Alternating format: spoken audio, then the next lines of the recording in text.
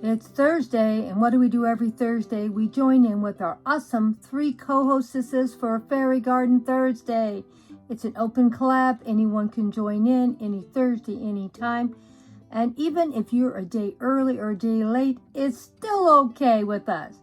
We just want to see as many of you come to be part of our fairy community.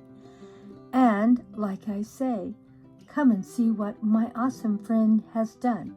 She has done some very, very nice fairy gardens in teacups and saucers. She's full of inspiration and does lots of wonderful things. Go check out her channel. And here is my second co-hostess, Sandra Lynn, Home and Garden. She does a wonderful, wonderful job on hers every single week. Go check out all the wonderful displays she puts together and comes up with lots of home decor and gardening posts. My third hostess, Growing on Vancouver Island, a wonderful channel, does lots of wonderful garden videos, and she grows things in her home, in her yard, and takes us all around Vancouver Island and gives us lots of inspiration for fairy gardens. Go check her out, my dear friends. See what she has done on her channel. Well, I think we're going to make 3 or 4 fairy gardens in this area. We may not do them all today, but we're going to do a bunch of them. And I'm going to redo a couple of them for next month. I need a few supplies that I don't have, and I'm trying to stay on a budget because I'm back on a no-spend month. So, I'm not even going to tell you what it is. It's going to be a big surprise. But we have some new great projects coming up in June for Fairy Garden Month. So get ready for a lot of fairy gardens next month. Anyone that wants to join in and put a fairy garden up every day with me, go right ahead. But you don't have to. You can just come over and watch how my imagination works. Now this area I have just planted. The plants are not too big and not too filled out. The centerpiece of this hill is going to be that Japanese maple. That Japanese maple I got last year. It was like 2 inches or 3 inches tall. It was a little tiny seedling, and I've grown it from 2 or 3 inches tall. And it was in a fairy garden or 2 last year. So this year it's going to be the centerpiece, and we're going to share it. Now, we didn't want anything to happen to it when we moved it over to this area. And in that area where it originally was, it was the strawberry plants, and all the plants you see around the Japanese maple are really plants from last year. They're not new plants, and they're still alive. And now they're over here in this little display.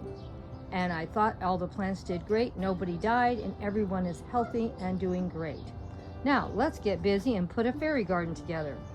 I have a little piece that belongs to another fairy garden, but because I need the support to raise this cafe up, I'm going to use it, as you can see. I think it's looking pretty good. What do you think? We've just started. We're going to accessorize it. I'm going to put some grass clippings over and cover up the dirt also. Now, this is not how it's going to be next month. I'm going to redo this cafe and make it into more of a beach scene, but sometimes you just have to make do with what you own and have, and that's what I'm doing. Shopping the house, shopping the garden before start every project really helps on the cost. Now I've come back and put grass clippings all around this little section. I didn't have enough grass clippings to do the rest of the hill, but this did enough for right now. But I'm thinking it looks a little bit better. Let me know what you think. This was a little piece of driftwood that we got at the beach maybe 4 or 5 years ago, and I've used it in multiple pieces, different fairy gardens through the years. So let me know what you think of using little driftwood that you find at the beach. It's amazing the little things you can find that don't cost you any money at all.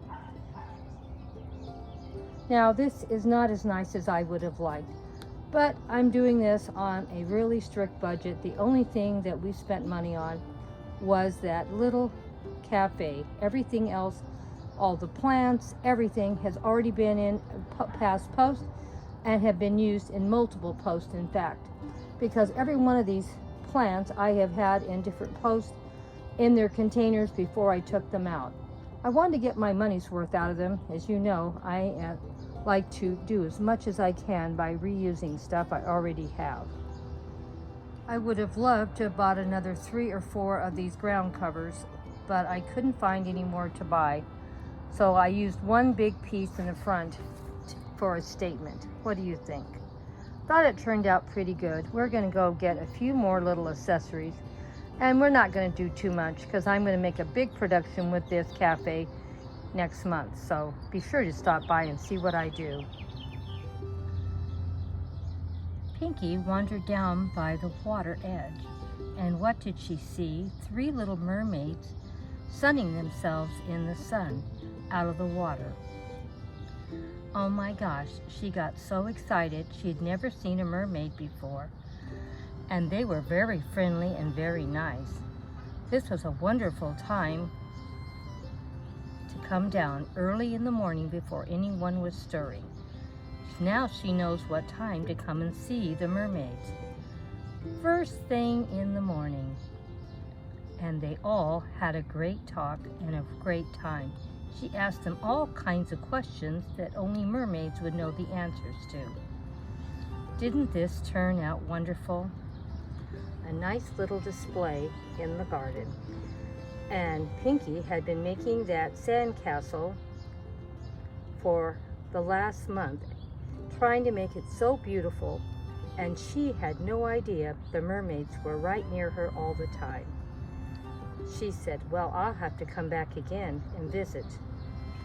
This was a wonderful day by the seashore and watching the beautiful mermaids sunning themselves out in the morning sun. Oh well, what did you think of the fairy garden today? And we'll have to do more mermaid stories and more magical things. Hugs and kisses from Grandma Sandy and Debbie. Thank you all for coming by. Thank you for coming and watching how I put this little fairy garden together today. Made with real driftwood from the real beach.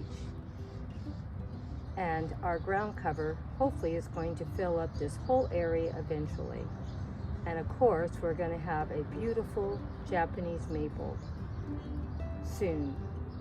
Since we put it in the ground over here, it has grown probably about 1 foot, and it's only been a month. So I'm real happy how the hill is turning out. We have a lot more to do and a lot more plants to add and do some trimming and make some fairy gardens. But this is just the beginning, as you know. We'll have this looking beautiful in no time. And I think the grass will help keep the moisture in the hill also. And now that I'm looking at the hill, I'm thinking of more ways I can decorate it in the future.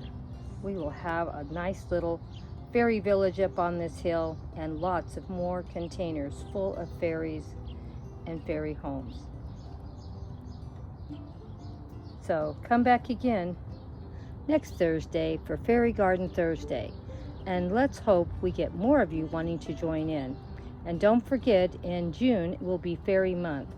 I'll be doing a fairy garden every day. 30 fairy gardens.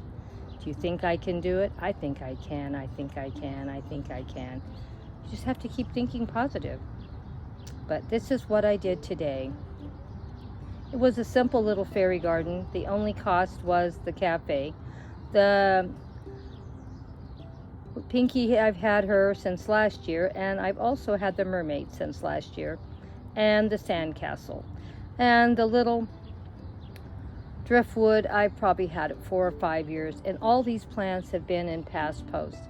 You just shop the yard, shop the garden, and you'd be amazed at what you can find you already own and have, and reuse, repurpose, move your pieces around, and make more displays. Don't get depressed about wanting to spend a lot of money. You don't have to. Use what you have. Go and find things by the beach. When you're on outings, if you see something that looks interesting, a piece of wood that's an odd shape, pick it up.